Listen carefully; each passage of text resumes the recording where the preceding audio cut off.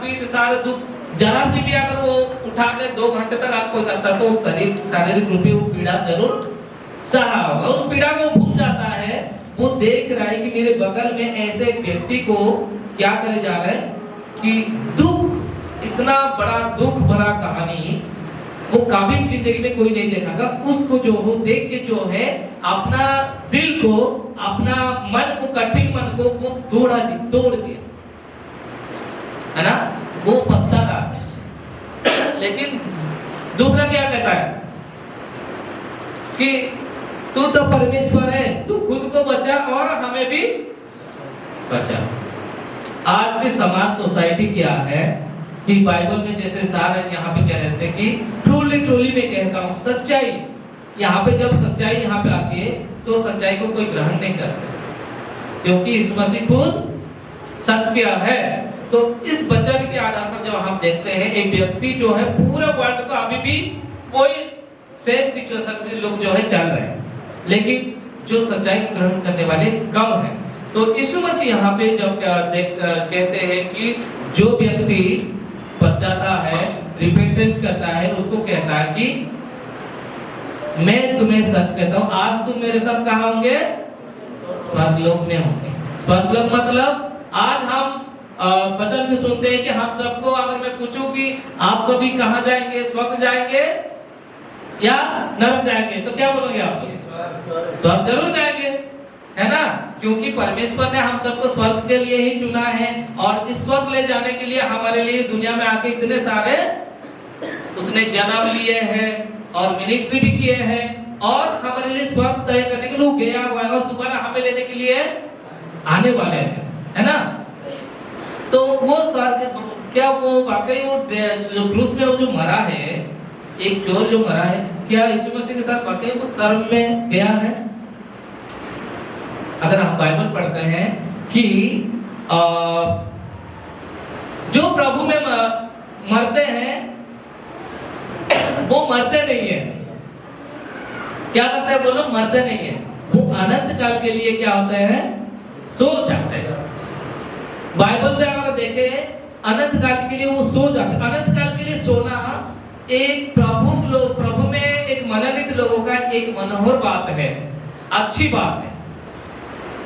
आप क्या सोचते हैं, प्रभु में प्रभु ग्रहण करना, स्वीकार करना, प्रभु पे सोना क्या मनोहर बात नहीं है? दुनिया में बहुत सारे लोग, कुछ लोग जो है प्रभु को जानते नहीं है, कोई अपने आप को सुसाइड कर देते हैं, कोई दारू पी के मर जाते हैं, कोई अपने आप को कैसे बिताओ, क्या वो लोग प्रभु में सोते हैं?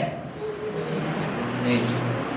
ये जानना हमें जरूरी है। इसलिए मैं पहले कह रहा था कि प्रभु का वचन पढ़ते तो हैं, हम कौन किस डॉक्ट्रिन किस विषय से कैसे हमें समझाते हैं ये भी हम समझने के लिए प्रभु की ज्ञान, प्रभु की आत्मा की गाइड जरूरत है। तो इसलिए वो व्यक्ति प्रभु में सोना है और हो सकता है लेटर ही में भी गो टू हेवन। जब दुनिया में प्रभु का राज स्थापना होगा तो वो उस हिस्से का हिस्सा बनेगा।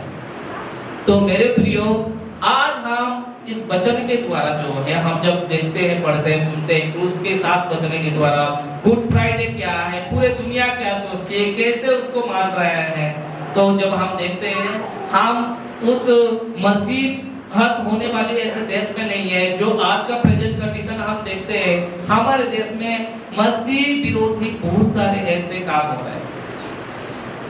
खुले में आप प्रेयर करना, संगति करना, चर्च को तोड़ा जा रहा है,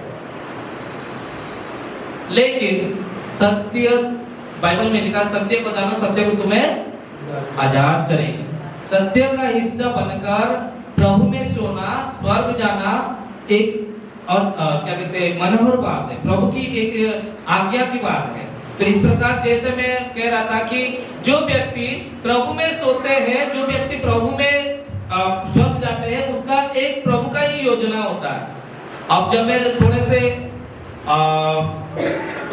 डेथ का बारे में कह रहा था कि मेरे पापा को जितने लोग जानते हैं उतने लोग ही उस दिन को मतलब 100 दिन मान रहे थे। हमारे देश में भी क्या, जैसे लोता है, अटल बिहारी वाजपेयी, कई सारे लोग डेथ हो गए, लेकिन इंडिया में ही उन लोगों का सीमित है, तो उन लोगों का उसी दिन तक ही शोक माना गया। लेकिन अब यीशु मसीह को पूरे दुनिया, यीशु मसीह को पूरे दुनिया जानते हैं। तो इसलिए क्या कि बहुत सारे देश कंट्री क्या करते हैं कि इस दिन को गंभीरतापूर्ण से गंभीरता रूप से स्मरण करके पालन करते हैं। तो यहाँ पे जब हमने पहला कुरिन्थियों में पढ़ा था कि आप जब यहाँ पे जब रिमेम्बर मतलब इस दुख भरा कहानी को जो 7 स्टेशन है, 14 स्टेशन है और 7 वचन है, सारे जब हम यादें करते हैं, तो जब हम प्रभु में आने के बाद, प्रभु को ग्रहण करने के बाद, अब हम क्या पूरे दुनिया का सारे जो पुरानी लाइफ को, पुरानी स्वभाव को छोड़ना है और उसके बाद क्या नया जिंदगी की शुरुआत करना। यानी कि आप बताइए, मैं अभी रिसेंटली क्या हुआ था कि मेरे बेटी बाथरूम में जाती है, कहीं दीवार पे जाती है, तो उसका नाखून में है ना सारे वो ऐसे ऐसे करके निकालने का उसका आदत है, खेलने का उसको कोई बोल लगता दीवार पे जाती है, सारे टुकड़ा टुकड़ा सारे दीवार को ऐसे तोड़ने का उसका आदत है। तो मैंने एक दिन जो है उसको नाखून कटर लिया, नाखून काटते काटते मुझे याद आ गया कि उसको थोड़ा एहसास कराओ, बेटा आप जो ये करती है तो ये दिमाग कैसा लग रहा है, क्या आप अपनी यादें छोड़ रही है कि मैं यहाँ पे कभी कभी मैं यादें करूँ? तो मैंने कहा कि दोबारा हम दीवार गंदा नहीं करना। तो मैंने जस्ट उसको नाखून काट लिया। अब बताओ नाखून काटूं या उंगली काटूं? नाखून काटूं या उंगली काटूं? तो तुरंत जो है दोनों भाई बहन नाखून उंगली नेल कटर देखते साथी ये लोग, तब से वो लोग छोड़ दिए। अब बताइए मैं अगर गलती करता हूँ, एक पुलिस लेके जाता है मेरे मम्मी पापा को जेल में जो है डाल देता है, तुम्हारे बच्चे गलती करता है, तो मुझे जेल में ही तो डालते वक्त अगर मैं पछतावा नहीं करता हूँ, वही रिपीट करता हूँ जेल। एक दिन ऐसे होता कि पुलिस या जज या जो भी है कहते हैं कि बेटे अब तो ये गलत काम छोड़ेगा या तेरे मम्मी पापा का उंगली इस तलवार से। आप बताइए जब उंगली काटे जाता है क्या उंगली का दर्द बेटे को महसूस होगा या नहीं होगा? तो अगर वो दर्द महसूस होगा तो तब से वो गलती का आपको वो, यानी कि हम जैसे यीशु मसीह का do it for the remembrance of का हिस्सा बनते हैं, प्रभु बोध लेते हैं, यादें करते हैं, उसके जो क्रूस की कहानी यादें करते हैं। तो अब हमें कैसे जिंदगी जीना चाहिए? जब हम कहीं पे ऑफिस में कहीं किसी से लड़ाई झगड़ा, कहीं पे झूठ बोलना, कहीं गलत काम करना, एक नोट करके ना किस चीजों में हम कमजोर है, प्रभु की वासिब में, प्रभु की भवन जाने में, या बाइबल का वचन पढ़ के उसको समझने में, पालन करने का एक नोट करके हमें जो है आज से मैं ये काम कम करूंगा या बिल्कुल बंद करूंगा। तो ऐसे ही डू इट रिमेम्बर्स मतलब प्रभु के वचन को याद ही करना, मतलब प्रभु की इस दुख भरा कहानी को याद करना, मतलब जो उंगली काटने की एक उदाहरण मैंने दिया कि यीशु ने आज हमारे खातिर उस दर्द को सह लिया, हमें उस दर्द को सहना था।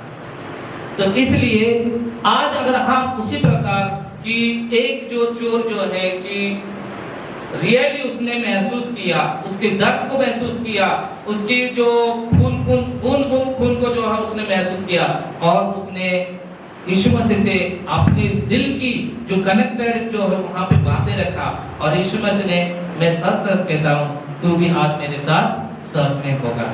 तो मैं प्रभु यीशु हम सभी को इस जो गुड फ्राइडे के द्वारा हम सभी को आशीष दे और हम आगे बढ़े आने वाले दिनों में। सिर्फ हम सीमित में न रहे कि हम प्रभु में मजबूती हो, ताकि हम अपने परिवार के लिए, अपने दोस्तों के लिए, अपने देश के लिए, हर जगह में हम लोगों के लिए हम आशीष का कारण बन सकते हैं। एक छोटा सा गाना मैं गाना चाहता हूँ।